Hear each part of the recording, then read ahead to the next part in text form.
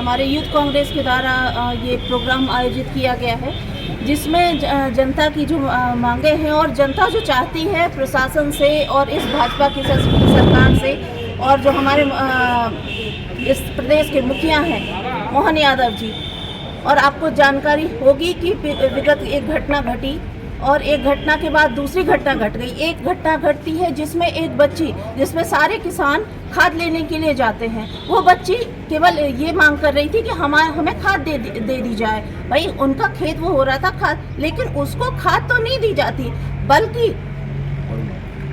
प्रशासन पर इतना दबाव होता है कि मैं क्या बोलूं, एक तहसीलदार जो खुद भी एक महिला है वो उस बच्ची को थप्पड़ मार देती है।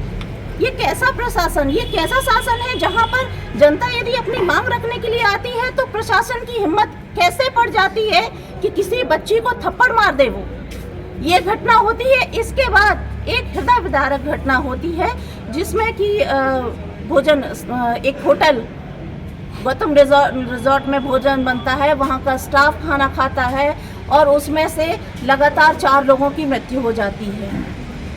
इस पर भी हमारे जो मुख्यमंत्री हैं उनकी नींद नहीं खुलती। वो होटलों में बैठकर अपनी मीटिंग करते रहते हैं। वो किस बात की मीटिंग कर रहे हैं मुझे ये नहीं समझ में आ रहा है। क्या तो केवल दिखावे के लिए मीटिंग की जा रही है या 5 स्टार होटल में आराम फरमाने के लिए आए थे वो? क्योंकि वो बच्चे तड़पते रहते हैं, उनके परिवार तड़पते रहते हैं, परंतु उनको कोई आश्वासन नहीं दिया जाता है। वो रोड पर बैठते हैं, महिलाएं बिलखती हैं कि हमारे परिवारों को कुछ आश्वासन दिया जाए। अभी अपर कलेक्टर साहब आए हैं, उन्होंने कहा है कि संविदा में उनको रखा जाएगा। इस पर मेरी बात चल रही है, तो बात चल रही, हमें केवल आश्वासन नहीं चाहिए, हमें पुख्ता चाहिए कि भाई उन बच्चों के भविष्य के लिए कुछ किया जाएगा, उन जो महिलाएं हैं उनके लिए कुछ किया जाएगा। और 20,000, आज की महंगाई के दौर पर केवल 20,000 आप समझ सकते हैं कि 20,000 रुपए का में होगा क्या? 20,000 रुपए में तो शायद उनकी ये 13 दिन की क्रियाएं भी संपन्न नहीं होंगी।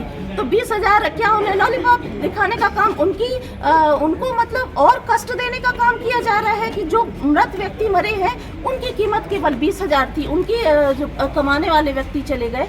और इसके बाद यदि हम बात करें किसानों की, तो आज किसान यदि उनकी बात करें तो उनके खेत इस टाइम ढलाई का टाइम है और उन्हें चाहिए पानी।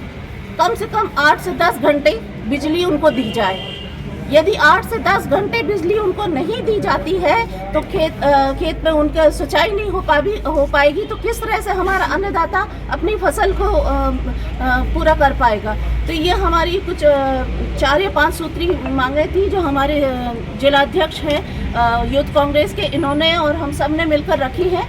और निश्चित तौर पर हम सब लोग प्रशासन से ये इस बार कहने आए हैं कि कृपया कर अपनी आंखें और इस भाजपा सरकार से कि जागिए, उठिए और केवल अन्नदाता कहने से या जनता को भगवान कहने से आप जनप्रतिनिधि नहीं कहला जाएंगे। आप जनता की सुनिए और जनता जो चीख कर कह रही है उनको सुनिए। यदि नहीं करेंगे तो हम विपक्ष की भूमिका में आकर जोर तोड़ से उनकी मांगों को उठाएंगे।